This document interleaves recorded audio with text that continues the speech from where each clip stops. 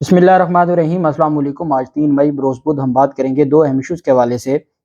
ثاقب نثار کے بیٹے کی جو آڈیو سامنے آئی تھی اس پر غیر قانونی طور پر کمیٹی بنا دی گئی ہے، اور یہ کمیٹی اس پر اور یہ قومی اسمبلی کی کمیٹی ہے۔ اس وجہ سے یہ کمیٹی بنائی گئی ہے کہ ہر صورت ان کے خلاف کارروائی کی جائے۔ اب یہ معاملہ انتہائی غیر آئینی اور غیر قانونی ہے، کیونکہ اس کی کوئی قانونی حیثیت نہیں ہے، نہ یہ کوئی انویسٹیگیٹنگ ایجنسی ہے جو اسمبلی کی کمیٹیاں ہیں، اور لیکن صرف اس بنیاد پر کہ کارروائی کی جائے اور ہر صورت میں انتقام کا نشانہ بنایا جائے۔ دوسری جانب خواجہ آصف کے خلاف آج اسلام آباد ہائی کورٹ میں بڑی اہم درخواست پر سماعت ہوئی، اس کے اوپر بھی بات کریں گے، اور ساتھ آج اسمبلی میں کھڑے ہو کر نوٹس جاری کیا گیا ہے registrar supreme court of Pakistan کو، اور ساتھ اگلی بات یہ بتائی گئی ہے کہ آپ اسمبلی میں کمیٹیوں کے سامنے پیش نہ ہوئے، پبلک اکاؤنٹس کمیٹی کے سامنے، تو آپ کے خلاف وارنٹ گرفتاری جاری کریں گے اور آپ کو گرفتار کر کے اسلام آباد پولیس لے کے آئے گی اسمبلی میں۔ اس حد تک معاملہ چلا گیا ہے۔ اور پھر الیکشن کمیشن کے حکام کا registrar supreme court of Pakistan کے ساتھ جو ملاقات ہوئی ہے اور میٹنگ ہوئی ہے وہ کس مقصد کے لیے ہوئی ہے وہ بھی میں آپ کے ساتھ شیئر کروں گا۔ پہلے ہم بات کر لیتے ہیں خواجہ آصف کے جو شیریں مزاری سے متعلق قابل اعتراض جو گفتگو تھی اس پر ڈویژن بینچ اسلام آباد ہائی کورٹ میں شیریں مزاری کی درخواست پر سماعت ہوئی۔ وزیر دفاع خواجہ آصف کے قومی اسمبلی میں شیریں مزاری سے متعلق قابل اعتراض ریمارکس پر جو انٹرا کورٹ اپیل پر سماعت ہوئی خواجہ آصف کے خلاف۔ شیریں مزاری کی درخواست قابل سماعت ہونے پر دلائل ہوئے جسٹس محسن اختر کیانی اور جسٹس طارق محمود جہانگیری نے سماعت کی۔ ڈاکٹر شیریں مزاری اپنے وکیل شعیب رزاق کے ہمراہ عدالت میں پیش ہوئیں۔ محسن اختر کیانی صاحب نے استفسار کیا کہ جو بھی ریمارکس تھے وہ کس نے کہے تھے۔ وکیل ڈاکٹر شیریں مزاری نے کہا کہ وہ الفاظ خواجہ آصف نے کہے تھے۔ وکیل ایاز صادق نے کہا کہ اسپیکر ایاز صادق نے وہ الفاظ حذف کر دیے تھے۔ وکیل شیریں مزاری نے کہا کہ سپریم کورٹ کے فیصلے کے مطابق اسپیکر کے پاس الفاظ حذف کرنے کا اختیار نہیں ہے۔ وکیل زینب جنجوعہ نے کہا کہ ایاز صادق اب اسپیکر نہیں ہیں، وہ اپیل میں فریق نہیں ہو سکتے۔ وکیل ایاز صادق نے کہا کہ اس وقت کے اسپیکر ایاز صادق کو بھی اپیل میں فریق بنایا گیا تھا جو درست نہیں تھا۔ سول کورٹ نے شیریں مزاری کی حد کے عزت پر ہرجانے کی درخواست خارج کر دی تھی۔ شیریں مزاری کی جو حد کے عزت کی دعویٰ تھا وہ خارج کر دیا تھا سول کورٹ نے۔ اس کے بعد یہ معاملہ گیا اسلام آباد ہائی کورٹ کے سنگل بینچ کے پاس۔ شیریں مزاری کی درخواست اسلام آباد ہائی کورٹ کے سنگل بینچ نے بھی خارج کر دی تھی۔ عدالت نے جو اس پر پھر شیریں مزاری نے خواجہ آصف کے خلاف انٹرا کورٹ اپیل دائر کی تھی اسلام آباد ہائی کورٹ میں، جو 2 رکنی بینچ کے سامنے آج سماعت ہوئی۔ شیریں مزاری نے خواجہ آصف کے خلاف اسلام آباد ہائی کورٹ میں جو درخواست ہے اس میں موقف اختیار کیا کہ قومی اسمبلی خواجہ آصف نے 8 جون کو قومی اسمبلی اجلاس میں میرے خلاف نازیبا الفاظ استعمال کیے اور عدالت سے استدعا کی کہ اسپیکر قومی اسمبلی کو خواجہ آصف کو اسمبلی رکنیت کے لیے نااہل قرار دینے کا معاملہ الیکشن کمیشن بھجوانے کا بھی حکم دے۔ یہ معاملہ چونکہ بہت پرانا تھا اور یہ پہلے سول کورٹ میں چلتا رہا جب اسپیکر ہوتے تھے ایاز صادق، عمران خان کے دور حکومت سے پہلے، آپ کو یاد ہوگا وہ انتہائی جو برے الفاظ ہیں وہ کہے گئے تھے۔ اب جو ایک ویڈیو وائرل ہوئی اور جو گھر کی خواتین یا بچیوں کے حوالے سے، تو وہ بھی نازیبہ ہے۔ جو خواجہ آصف کی مبینہ طور پر بیٹی کی ایک ویڈیو جو ڈانس کی ویڈیو ہے وہ بھی انتہائی نازیبہ ہے۔ ایسا اب کوئی فرق ہونا چاہیے۔ ایک بات آپ یاد رکھیے گا، ہم میں اور کسی اور میں اتنا فرق ضرور ہونا چاہیے کہ کیا ہماری تنقید بھی ویسی ہے جیسی خواجہ آصف جیسے لوگ کرتے ہیں، یا ہمارا کیلیبر ہمیں اس بات کی اجازت نہیں دیتا کہ ہم تہذیب سے ہٹیں، ہم جو مہذب ایک طریقہ ہے اس سے ہٹ کے بات کریں، پھر معاشرے نہیں چلتے۔ ہم بھی اگر ان جیسے ہو جائیں پھر معاشرے نہیں چلتے۔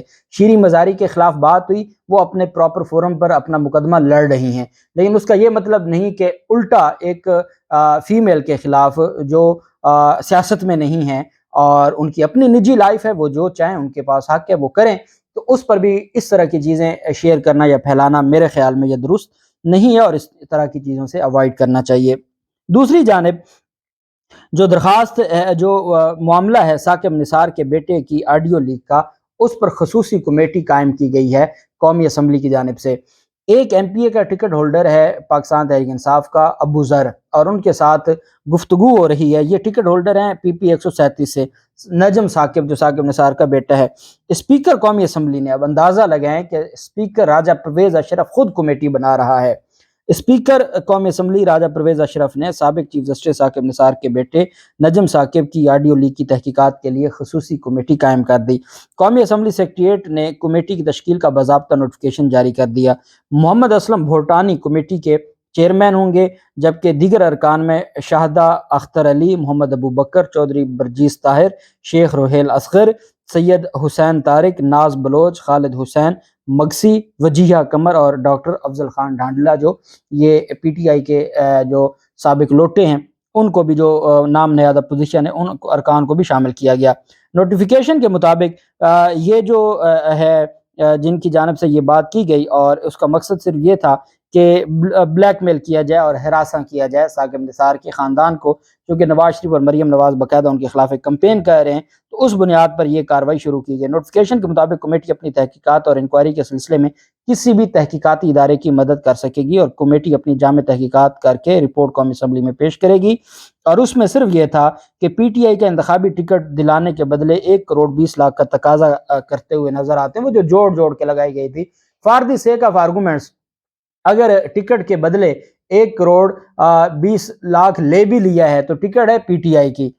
ٹکٹ دلوانے والا اگر کوئی بندہ ہے اور وہ کہتا ہے جی میں نے پیسے لیے ہیں، تو کیا یہ سیاسی جماعتوں میں یہ عام سی بات نہیں ہے؟ اور آپ اس بنیاد پر قومی اسمبلی کیسے کارروائی کر سکتی ہے؟ ایف آئی اے کارروائی کرے، چلیں سمجھ آتی ہے، الیکشن کمیشن کی جانب سے اگر وہ ایم پی اے بن جائے کوئی سمجھ آتی ہے، یا الیکشن میں کوئی ایشو ہو رہا ہے تو الیکشن کمیشن کو کارروائی کر دی، اچھا اینٹی کرپشن کوئی کرے تو سمجھ آتی ہے۔ یہ قومی اسمبلی کیا ہے؟ قومی اسمبلی ادھر سے کہتی ہے ہمارا کام ہے قانون بنانا، آج بڑے فخر سے کہتے ہیں ہم آئین بنانے والے ہیں اور آئین کو تبدیل کرنے والے ہیں۔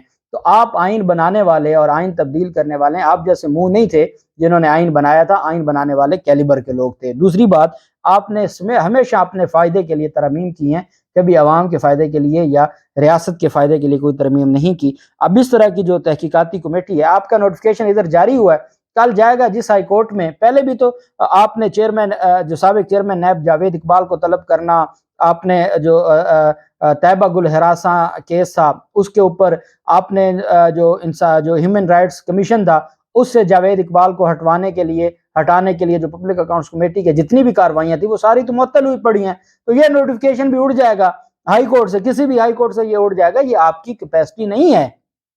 لیکن چونکہ اب آپ نے ایک معاملہ شروع کیا ہوا ہے اور کوئی آپ کو پوچھنے والا نہیں ہے، اور عدالتیں آپ کو لمبی چھوٹ دے رہی ہیں، اس وجہ سے آپ کی جو مرضی آ رہی ہے آپ کیے جا رہے ہیں۔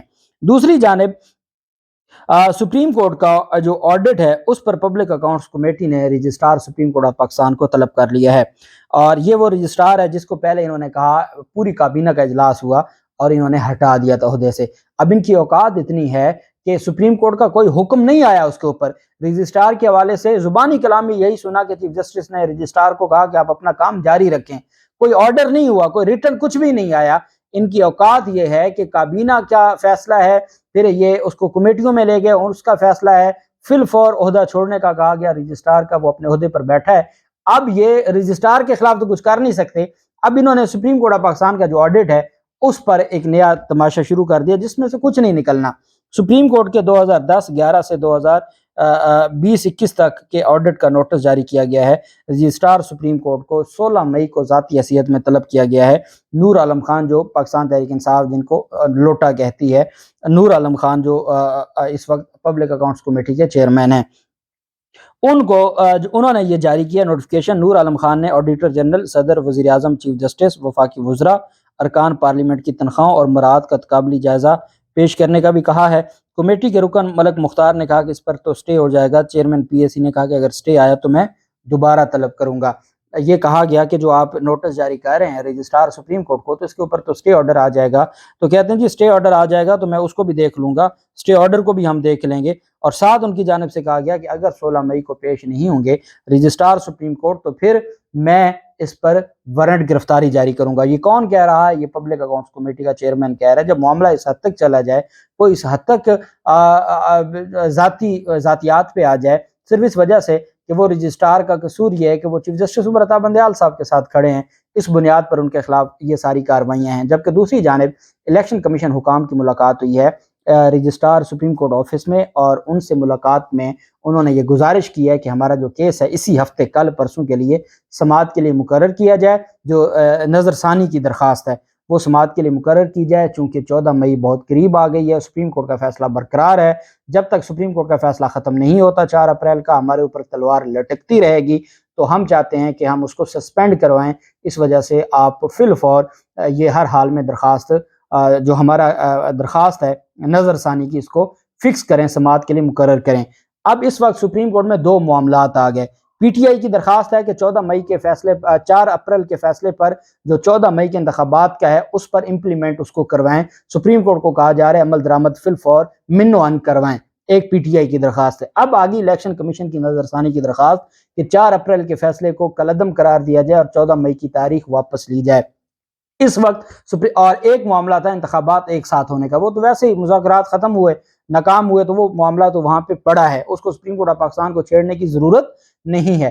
اب معاملہ آ جاتا ہے 2، ایک پی ٹی آئی کہتی ہے 14 مئی کو انتخابات ہوں اور آپ اپنے 4 اپریل کے فیصلے پر عمل درآمد کروائیں، اور دوسری طرف الیکشن کمیشن کہہ رہا ہے کہ آپ کون ہوتے ہیں، آپ کے پاس اختیار ہی نہیں ہے، آپ نے غلطی کی ہے، اپنی غلطی درست کریں، آپ کا کام آئین بنانا نہیں ہے، آئین بنانا پارلیمنٹ کا کام ہے، آئین بنانے والوں نے آپ کو یہ اختیار نہیں دیا۔ یہ ساری چیزیں کون کہہ رہا ہے؟ یہ کہہ رہا ہے الیکشن کمیشن، سکندر سلطان راجہ۔ اور ایسے میں ایک ہفتے کے لیے شہباز شریف برطانیہ چلے گئے ہیں۔ اب کہنے والے یہ بھی کہتے ہیں کہ انہوں نے مذاکرات اس وجہ سے یہ 4-5 دن انہوں نے گین کیے مذاکرات کے نام پہ کہ اگر کوئی توہین عدالت کی کارروائی ہوتی ہے تو شہباز شریف اس وقت پاکستان میں موجود نہ ہوں، اور پھر اگر توہین عدالت کا معاملہ ہوتا ہے تو وہ واپس ہی نہ آئیں۔ اس حد تک جو پی ٹی آئی ذرائع ہیں وہ یہ کہہ رہے ہیں کہ ان ایک ہفتے کے لیے، اس وقت جب سپریم کورٹ آف پاکستان میں اتنا اہم معاملہ ہے، اور کیوں گئے ہیں برطانیہ وہ آپ جانتے ہیں، خاص مقصد کے لیے گئے ہیں، اور وہاں پر ان کا جو اپنے آبائی گھر ہیں اور وہاں جو ساری چیزیں اس مقصد کے لیے گئے ہیں، تو ایک ہفتے کے لیے وہ چلے گئے ہیں اس وقت جب سپریم کورٹ آف پاکستان میں یہ سارے معاملات اسی ہفتے میں ڈیسائیڈ ہو جانے ہیں۔ تو اب یہ سپریم کورٹ آف پاکستان اور عمر عطا بندیال صاحب کو یہ دیکھنا ہوگا کہ آپ نے ان کو اتنے کھلی چھوٹ دی کہ آج الیکشن کمیشن آپ کو آنکھیں دکھا رہا ہے۔ خدا کے لیے سپریم کورٹ کی جو ریٹ ہے اس کو بحال کریں۔ آپ کی ریٹ اگر نہ بحال ہوئی تو پھر یہ معاشرہ اور یہ ریاست کیسے چلے گی؟ اللہ پاک پاکستان کامیاب ناصر ہو۔ بہت شکریہ، اللہ حافظ، پاکستان زندہ باد۔